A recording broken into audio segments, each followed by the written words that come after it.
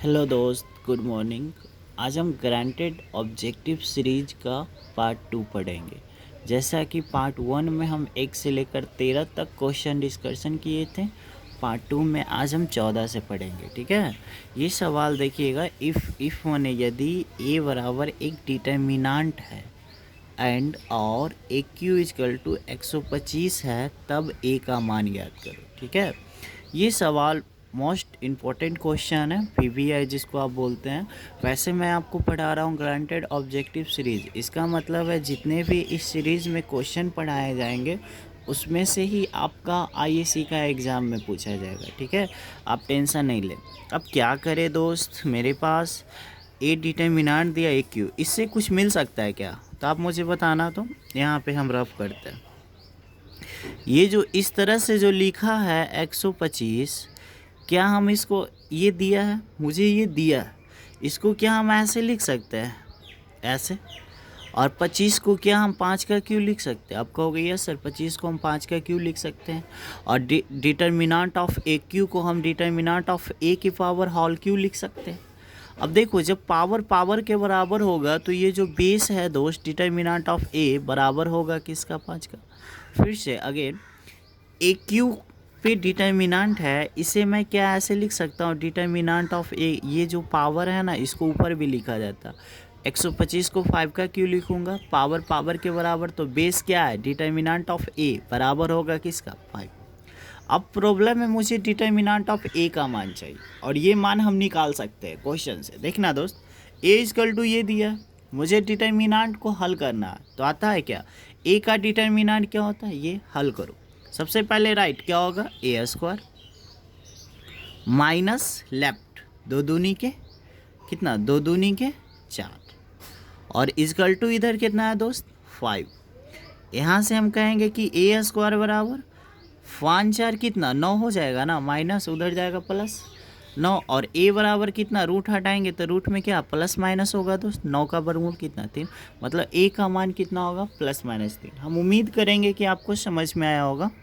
ठीक है, अगर आपको समझ में नहीं आ रहा है तो आप बारीकी से समझना। ए क्यू दे दिया है तो यहाँ से डिटर्मिनेंट ऑफ ए बराबर 5 है, मुझे डिटर्मिनेंट ऑफ ए का मान चाहिए और डिटर्मिनेंट ऑफ ए का मान ए स्क्वायर -4 होगा। ये कहाँ से आया, तो इसे हल करने पे आया। ठीक है, फर्स्ट क्वेश्चन खत्म। नेक्स्ट क्वेश्चन देखेंगे।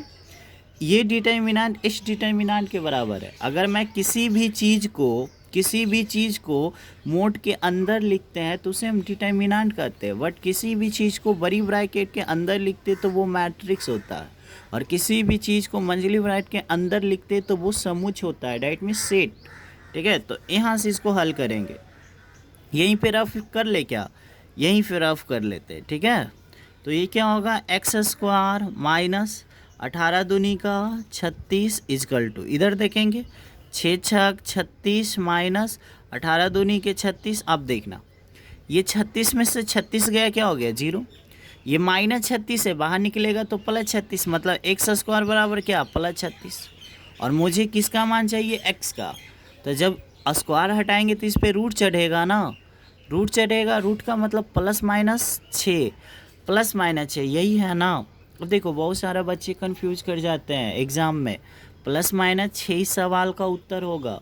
अगर +-6 इस ऑप्शन में नहीं होता तो सिर्फ प्लस वाला आंसर आता, बट मेरे पास जब +-6 है तो इसी को हम आंसर क्लिक करेंगे। बहुत सारे बच्चे जो हैं +6 को क्लिक कर देते हैं और कहते हैं -6 इग्नोर है, बट अमान्य है। बट मैं कहना चाहूँगा दोस्त कि अगर ऑप्शन में +-6 है तो सबसे पहले इसी को आप प्रीफर करोगे। ठीक है, नेक्स्ट क्वेश्चन देख। ये सवाल काफ़ी अच्छा सवाल है, आईएससी 2014 में आया था, सॉरी 15 में आया था। 1/a इस डिटर्मिनेंट का मान बताना है। इस डिटर्मिनेंट का मान 0 होगा। आप बोलोगे सर कैसे 0 होगा, तो देखो, सबसे बड़ी बात है कि 1/a अच्छा लग रहा है क्या? अगर हम इसको बोलते हैं R1 R2 R3 C1 C2 C3। ठीक है, परा लाइन को रो, खरा खरा लाइन को कॉलम कहते हैं। देखो, अगर हम तो एज ए विद्यार्थी अगर मैं सोचूँ तो इसका आंसर 0 मार के निकल जाऊंगा, बट इसे रफ करके हम समझाते हैं। देखो दोस्त, ये R1 में हम, ये जो है ना, ये R1 में हम a से गुना करते, तो 1/a में a से गुना करेंगे कितना आएगा, 1। फिर वो ए स्क्वायर में ए से गुना करेंगे कितना होगा ए क्यू, फिर वो बी सी में ए से गुना करेंगे क्या ए बी सी, ठीक है। ए से गुना कर दिए तो ए से जब गुना हम कर रहे हैं तो ए से भागा करेंगे, ठीक है। ये मैथ का रूल है कि किसी भी चीज़ में अगर आप गुना कर रहे हो तो उतना से आपको भाग करना पड़ेगा। मैं ये जो R2 है इस R2 में मैं B से गुना कर देता हूँ, तो 1/B में B से गुना करूँगा 1, यहाँ पे ये BQ हो जाएगा दोस्त, और CA में B से गुना करूँगा ABC होगा। जब B से गुना किया तो B से क्या करना पड़ेगा भागा। भागा का मतलब होता है नीचे लिखना, गुना का मतलब ऊपर होता है, ठीक है। अब ये ये R1 है, R2 है, R3 में C से गुना करूँगा, C कट जाएगा, कितना बचेगा 1, और ये कितना हो जाएगा दोस्त CQ, और ये कितना हो जाएगा ABC, ठीक है। आप यहाँ पे लिख सकते थे कि R1, R2 एंड R3 में ABC से गुना करने पे, बट मैं ऑब्जेक्टिव बना रहा हूँ तो ये सब लिखना मेरे लिए मायने नहीं रखता, ठीक है। C से गुना कर रहा हूँ तो C से अगर मैं गुना किया तो C से भागा। अब देखो अगला स्टेप में क्या करोगे कि ये C3 में क्या है ABC C3 से ABC अगर हम कॉमन ले लेंगे दोस्त, इसके जगह पे 1 मतलब 1 1 1 होगा, यहाँ भी 1 1 1। किसी भी डिटर्मिनेंट का दो गो खरा लाइन समान हो तो उस डिटर्मिनेंट का मान 0 होता है।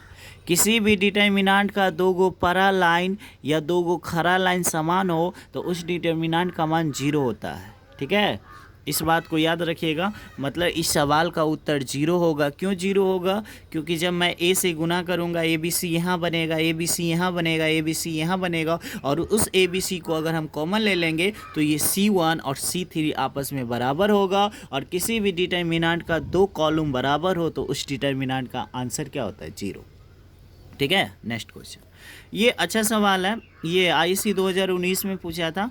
यदि थीटा प्लस 5 बराबर 90 हो, यदि थीटा प्लस 5 बराबर 90 हो तब इस डिटर्मिनेंट का मान निकालना है, ठीक है। इस डिटर्मिनेंट को मैं यहीं पे हल कर देता हूँ, ठीक है। देखो सबसे पहले राइट तो क्या होगा, आप कहोगे सर कॉस थीटा इंटू होगा कॉस 5। बहुत सारे बच्चे ऐसे होते हैं जो कह देते हैं कॉस गुना कॉस कॉस स्क्वायर, कभी नहीं होगा क्योंकि यहाँ थीटा सेम है क्या, नहीं। तो साइन कॉस थीटा यहाँ पे लिखें, कॉस थीटा चिपका दिए। सबसे पहले राइट, सबसे पहले क्या राइट, फिर क्या बाबू माइनस लेफ्ट। साइन 5 को गुना करेंगे साइन थीटा से तो यहाँ पे हो जाएगा 2 साइन थीटा इंटू साइन 5। इतना लिखने के बाद या तो आप फार्मूला पे जा सकते हो, cos A into cos B minus sine A into sine B बराबर फार्मूला होता है कि क्या होता है कॉस ए प्लस बी, ऐसे कर सकते हो। या आपके पास एक उपाय और है, ये कॉस थीटा है ना दोस्त, इसको कॉस थीटा रहने दो, यहाँ से ही कॉस रहने दो। ये फाई का मान निकाल सकते हो क्या, अगर थीटा प्लस 5 बराबर 90 डिग्री है तो हम कहेंगे आपसे 5 बराबर क्या होगा, तो आप नहीं कहोगे सर 90 माइनस थीटा, यस या नो कहोगे ना। तो यानी यहाँ पे फाई का मान होगा 90 माइनस थीटा। कहाँ से आया आपको समझ में आया?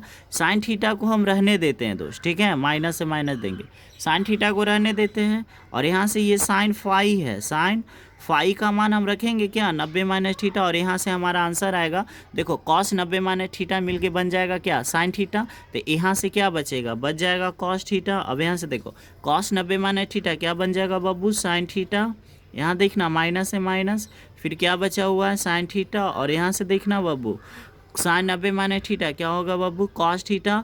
देखो cos theta into sine theta plus में है, cos theta into sine theta minus में है, कट के क्या आएगा, इस सवाल का आंसर क्या आएगा 0। ऑप्शन मैं इसका नहीं दिया, आई एम सो सॉरी, इसका जो आंसर होगा ना आप 0 मार लेना, ऑप्शन नहीं दिया हूँ, ठीक है। फिर से एक बार समझा देता हूँ आपको ट्रिक द्वारा, ठीक है। देखो अब ट्रिक से कैसे डील करेंगे, देखो थीटा प्लस 5 बराबर 90 डिग्री है, ठीक है, तो थीटा प्लस 5 बराबर 90 डिग्री, तो 5 बराबर क्या होगा 90 माइनस थीटा, ये कॉस थीटा रहने दो, ये जो है ना 5, इस 5 का मान हो जाएगा 90 माइनस थीटा। अगर ये 90 माइनस थीटा होगा तो इसका मान क्या होगा, अगर 5 का मान 90 माइनस थीटा रखेंगे तो ये कॉस थीटा नहीं, ये कॉस 5 नहीं, ये साइन थीटा हो जाएगा, क्या होगा साइन थीटा। अब कॉस और साइन को गुना करेंगे तो हो जाएगा cos theta into sine theta, right हो गया माइनस लेफ्ट। अब देखो ये फाई का मान अगर हम रख देंगे कितना 90 माइनस थीटा, तो साइन 90 माने थीटा, साइन नहीं कॉस थीटा हो जाएगा, और कॉस को साइन से गुना कर देंगे तो cos theta into sine theta होगा, और इसको घटा देंगे तो जीरो, है ना। आप मेरे इमोशन को आप समझ रहे होंगे। अगर आपको अभी भी ये सवाल समझ में नहीं आया तो प्लीज़ कमेंट करना। और अगर आप ग्रांटेड ऑब्जेक्टिव सीरीज को आप पढ़ रहे हो तो सबसे पहले आप क्वेश्चन को उतारो, ठीक है, कॉपी पेन लेकर आप पढ़ो, हर चीज़ आपको समझ में आएगा, ठीक है। आप इस सवाल को देख रहे हो क्या दोस्त? क्या मैं इस तरह का सवाल आपको पढ़ाया, बहुत बार पढ़ाया हूँ। ये पिछले वीडियो हमारा डिफ्रेंशिएशन का देखिएगा पार्ट 7 में ये चीज़ को हम पढ़ाया हूँ। ये है तो कहता अनडिफाइंड है, देखो sign plus sign plus sign plus sign sign sign sign sign कहाँ तक गया, सोन अनडिफाइंड इन्फिनाइट, तब डी वाई डी एक्स, मतलब डिफ्रेंशिएशन निकालना है। तो इस तरह का क्वेश्चन का हम ट्रिक, देखो इतना बराबर इतना दे दिया है तब डी वाई डी एक्स, इस तरह का हम क्वेश्चन का ट्रिक बताए थे कि क्वेश्चन का दुगना -1 और साइन रहेगा तो साइन का डिफ्रेंशिएशन, क्वेश्चन का दुगना -1 बाई का दुगना -1, फलन का अवकलन, फलन क्या है साइन, साइन का अवकलन कॉस, इस सवाल का उत्तर है, ठीक है। अगर हम फिर से क्वेश्चन का दुगना -1 फलन का अवकलन, फलन क्या है साइन, साइन का अवकलन कॉस, अगर यहाँ पे रहेगा x x x तो हमेशा क्वेश्चन का दुगना -1, ये फिक्स है, ये क्या है फिक्स्ड, क्वेश्चन का दुगना -1 फिक्स्ड, क्वेश्चन का दुगना -1, जो फलन रहेगा उस फलन का अवकलन ऊपर लिखना है। जैसे साइन है तो साइन का अवकलन कितना होगा कॉस, अगर 10 रहेगा तो 10 का अवकलन क्या होगा सेक स्क्वायर एक्स, लॉग रहेगा तो कितना, कुछ भी रह सकता है यार, बट इसका यही ट्रिक है, क्वेश्चन का दुगना -1, क्वेश्चन का दुगना -1 फलन का क्या अवकलन करेंगे, ठीक है। तो आप नहीं तो इसको आप डिटेल सोल्व करना, कोई दिक्कत नहीं है, इसको आप क्या करना दोनों तरफ वर्क करके आप सोल्व इसको कर सकते हो, ठीक है। नेक्स्ट क्वेश्चन देखेंगे। इस तरह का सवाल हम बताए थे कि टेन इनवर्स एक्स के सापेक्ष साइन इनवर्स का अवकलन ज्ञात करो। हम बताए थे सनी लियोन का डिफ्रेंशिएशन सलमान खान के सापेक्ष, हम बोले थे सनी लियोन का डिफ्रेंशिएशन सलमान खान के सापेक्ष, मतलब जिसका डिफ्रेंशिएशन निकालना उसको ऊपर, तो सनी लियोन का डिफ्रेंशिएशन सलमान खान के सापेक्ष, मतलब सनी लियोन का डिफ्रेंशिएशन निकालना, तो जिसका डिफ्रेंशिएशन निकालना उसको ऊपर, किसके सापेक्ष, सलमान खान के सापेक्ष, ठीक है, सल्लू के सापेक्ष। तो इस तरह से, उसी तरह से अब यहाँ पे हम मैथ में यूज करते हैं, टेन इनवर्स एक्स के सापेक्ष साइन इनवर्स का अवकलन निकालो, किसका अवकलन निकालना, तो आप कहोगे सर साइन इनवर्स का अवकलन निकालना है, तो जिसका अवकलन निकालना उसको ऊपर, तो साइन इनवर्स का अवकलन 1/√(1 माइनस एक्स स्क्वायर, और जिसके सापेक्ष निकालना उसको नीचे, तो किसके सापेक्ष निकालना टेन इनवर्स का, तो टेन इनवर्स का डिफ्रेंशिएशन 1/1 प्लस क्या एक्स स्क्वायर, ये ऊपर भागेगा, अगर ये ऊपर भागेगा तो 1 प्लस एक्स स्क्वायर ऊपर चल जाएगा, √(1 माइनस एक्स स्क्वायर नीचे, ऑप्शन में है क्या, ऑप्शन में है कहीं पे क्या, ऑप्शन नंबर ए, ठीक है। अरे भाई ये नीचे है ऊपर जाएगा, इसका फाइनली आंसर क्या बनेगा कि 1 प्लस एक्स स्क्वायर, और ये तो नीचे है तो नीचे ही रहेगा ना, इस सवाल का क्या हो गया उत्तर हो गया, ठीक है। आपको मज़ा आया होगा, एकदम बहुत अच्छा है सवाल, है ना। नेक्स्ट क्वेश्चन देखो, जीरो का अवकलन एक्स के सापेक्ष, और यहाँ पे लिखे थे टेन इनवर्स के सापेक्ष साइन इनवर्स का अवकलन, तो जिसका अवकलन निकालना उसको ऊपर और जिसके सापेक्ष निकालना उसको नीचे, बट यहाँ पे देखेंगे बब्बू की जीरो का अवकलन एक्स के सापेक्ष, मतलब अवकलन किसका निकालना है, जीरो का, तो जीरो का अवकलन, जीरो का आज ऐसे करो ना, जीरो का अवकलन, जीरो का अवकलन, देखो अवकलन का मतलब स्मॉल डी, जीरो का अवकलन मतलब जीरो का अवकलन, अवकलन का मतलब स्मॉल डी, किसके सापेक्ष, एक्स के सापेक्ष, एक्स के सापेक्ष का मतलब डी एक्स, जीरो का डिफ्रेंशिएशन एक्स के सापेक्ष क्या होगा जीरो, क्योंकि जीरो क्या है कांस्टेंट है ना। या आप ऐसे भी कर सकते हैं, जीरो का अवकलन तो कांस्टेंट का अवकलन जीरो और एक्स का अवकलन 1, जीरो में 1 से डिवाइड करेंगे क्या आएगा 1, ठीक है। आपको मज़ा आया होगा। नेक्स्ट क्वेश्चन, इस तरह के सवाल को डील करने के लिए हम एक रफ पेज लेते हैं, आपको देखे सिखाते हैं।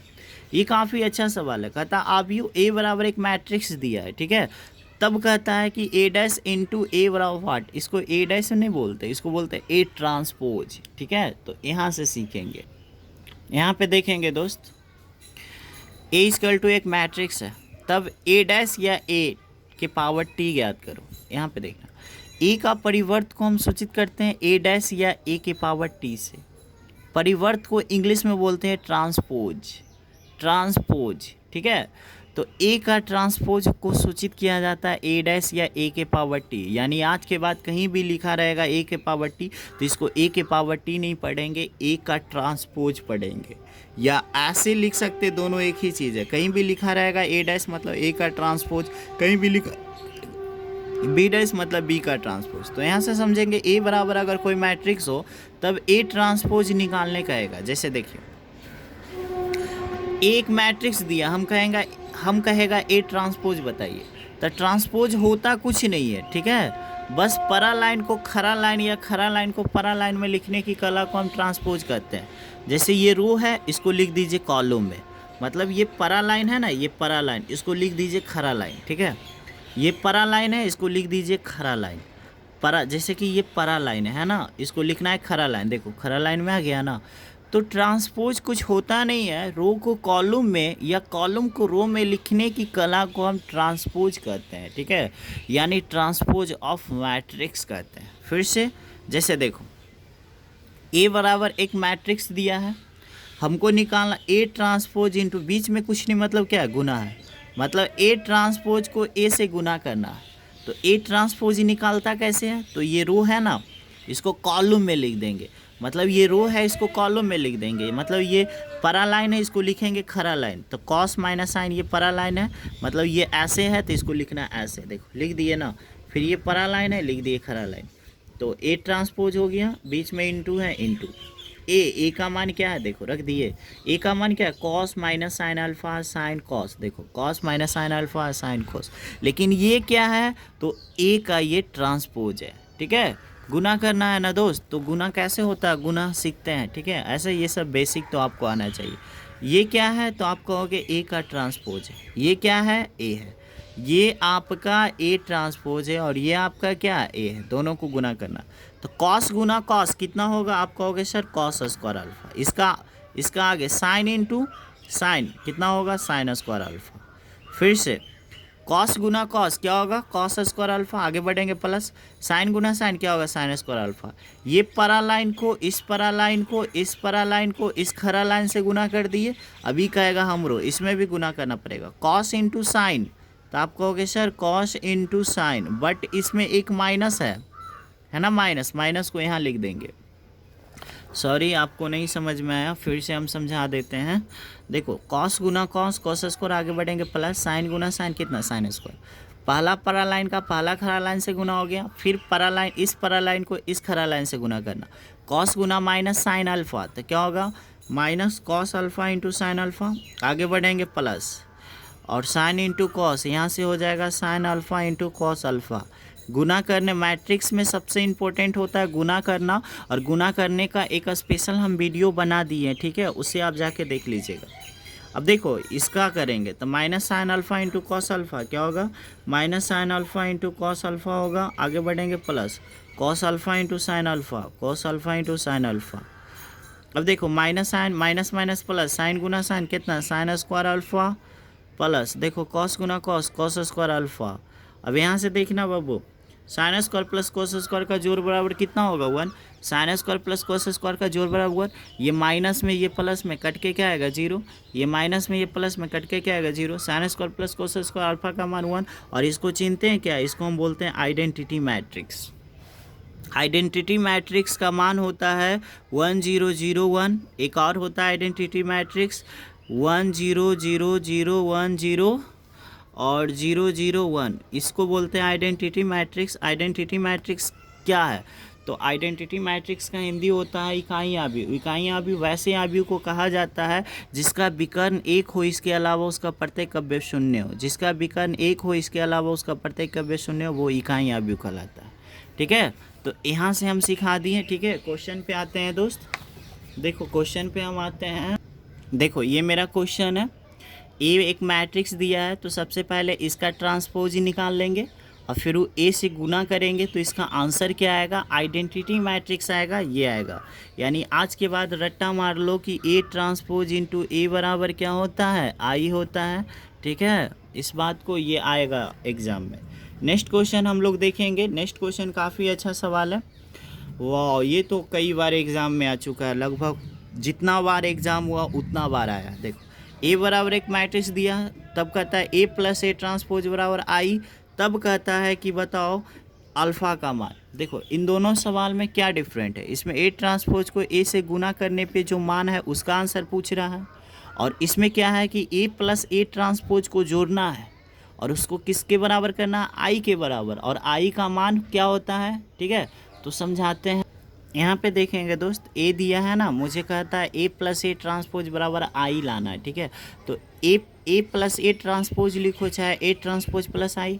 अब मुझे ए ट्रांसपोज चाहिए, तो ए ट्रांसपोज यहाँ से निकलता है, ये परा लाइन को कर दीजिए खरा लाइन, ये परा लाइन को कर दीजिए खरा लाइन, ए ट्रांसपोज मिल गया। प्लस से प्लस ए का मान ये पूरा रख देंगे दोस्त, है ना, पूरा रख देंगे, बगल इजकल टू आई का मान होता है 1001, 2 गुना 2 में। ठीक है, अब देखो कॉस अल्फ़ा जोड़ेंगे तो यहाँ से क्या बनेगा दोस्त, कॉस अल्फ़ा आप जोड़ो। ठीक है, तो यहाँ से कुछ नहीं होगा, कॉस अल्फ़ा यहाँ पे बनेगा 2 कॉस अल्फ़ा, एगो प्लस वाला साइन एगो माइनस वाला साइन जोड़ेंगे क्या होगा 0, माइनस साइन और प्लस साइन 0, कॉस अल्फ़ा क्या 2 कॉस अल्फ़ा होगा, और यहाँ से क्या बचेगा 100।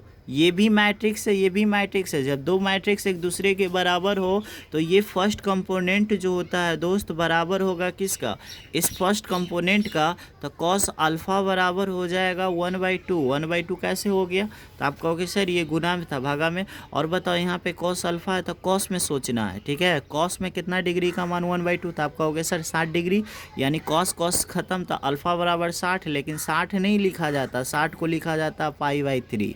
60 को क्या लिखा जाता है π/3। ठीक है, तो इस सवाल का उत्तर होगा क्या π/3, यानी इस सवाल का उत्तर हो गया दोस्त π/3। ठीक है, हम उम्मीद करते हैं कि आपको समझ में आया होगा इस सवाल का उत्तर π/3 कैसे आया।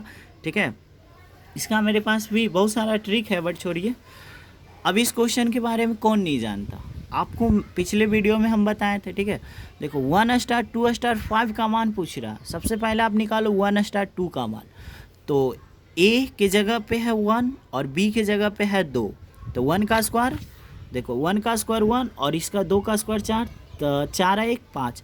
ये 5 किसका मान आया, तो कहोगे सर 5 जो मान आया 1 स्टार 2 का मान 5 है। फिर से 1 स्टार 2 का मान कितना आएगा 5, हम बोलेंगे कैसे, तो ए के जगह पे है 1 और बी के जगह पे है 2, तो 1 का स्क्वायर 1 और 2 का स्क्वायर 4, 4 1 5, यानी 1 स्टार 2 का मान 5। फिर अब देखो जो 5 स्टार 5 का जो मान होगा, जो 5 स्टार 5 का जो मान होगा वही मान होगा 1 स्टार 2 स्टार 5 का, तो 5 स्टार 5। अब भी देखो ये तो बी है और ये ए हो जाएगा, तो ए के जगह पे 5, 5 का स्क्वायर 25, अब बी के जगह पे भी 5, 5 का स्क्वायर 25, 25 25 कितना 50। इस सवाल का उत्तर IAC 2012 में ये सवाल आया था। ठीक है, नेक्स्ट।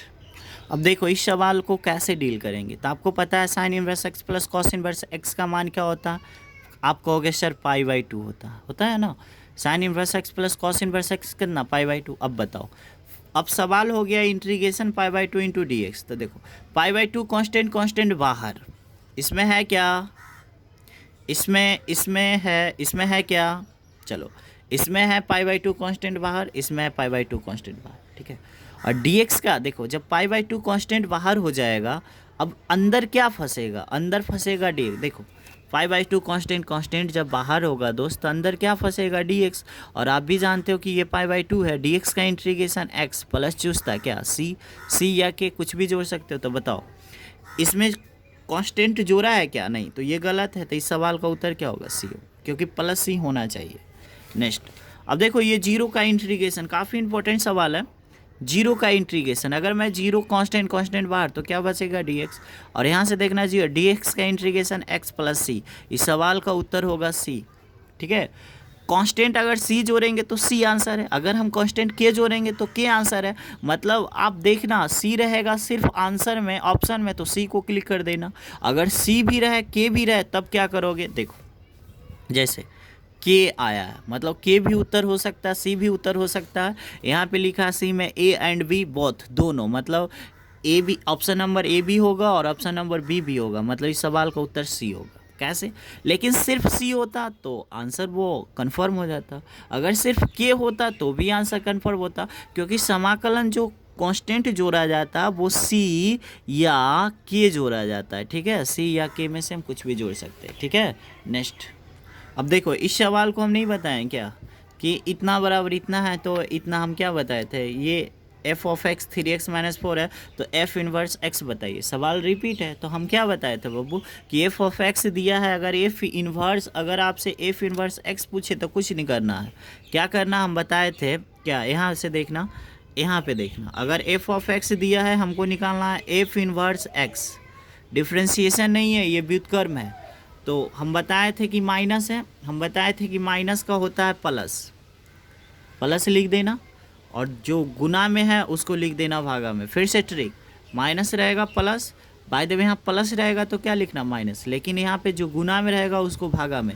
ये ऑप्शन में मैच करो। इसी चीज़ को हम ऐसे भी लिख सकते हैं, x/3 + 4/3 भी लिख सकते हैं। इसी चीज़ को हम ऐसे भी लिख सकते हैं 1/3 इंटू x + 4। कोई भी ऑप्शन मैच करो, 1/3 x + 4, और मुझे यहाँ पे दिख रहा फर्स्ट है में इस सवाल का उत्तर। ठीक है, नेक्स्ट क्वेश्चन काफ़ी अच्छा है बट इजी भी है। देखो कॉसेक स्क्वायर ऊपर जाएगा क्या बनेगा, साइन स्क्वायर। क्यों बनेगा, क्योंकि कॉसेक स्क्वायर का उल्टा होता है साइन स्क्वायर। आप कह रहे हो कैसे, अरे भाई कॉसेक का उल्टा साइन होता है। अगर स्क्वायर है तो स्क्वायर दोगे ना, ये सेक स्क्वायर नीचे जाके कॉस स्क्वायर बनेगा। आप कहोगे कैसे, अरे भाई सेक का उल्टा कॉस होता है और साइन बटा कॉस मिलके बन जाएगा टेन स्क्वायर। क्यों, क्योंकि ऊपर साइन नीचे, और टेन स्क्वायर का इंटीग्रेशन नहीं होता है। तो जब इंटीग्रेशन नहीं होता तो टेन स्क्वायर का फॉर्मूला होता है सेक स्क्वायर x-1, और यहाँ से आज के बाद रट्टा मार लेना, सेक स्क्वायर का इंटीग्रेशन कितना 10x, और 1 गुना dx का इंटीग्रेशन x प्लस चूसता। ठीक है, आज के बाद हमेशा रट्टा मार लेना, टेन स्क्वायर का integration 10x minus x plus C होगा, कॉट स्क्वायर का integration minus cot x minus x plus C होगा। ठीक है, ये सब इंपॉर्टेंट है और इस सवाल का उत्तर होगा ये। आज खत्म हो गया। ठीक है, ये मेरा ग्रांटेड ऑब्जेक्टिव सीरीज का पार्ट 2 था। आपको कैसा लगा पार्ट 2 मुझे आप कमेंट में लिखना, और मैं इसका कम से कम 15 टाइप बनाने वाला हूँ, इसीलिए आप एकदम ध्यान से पढ़िए, एक एक ऑब्जेक्टिव को पढ़िए, पक्का 50 में 50 यहीं से आएगा। ठीक है, थैंक यू, बाय।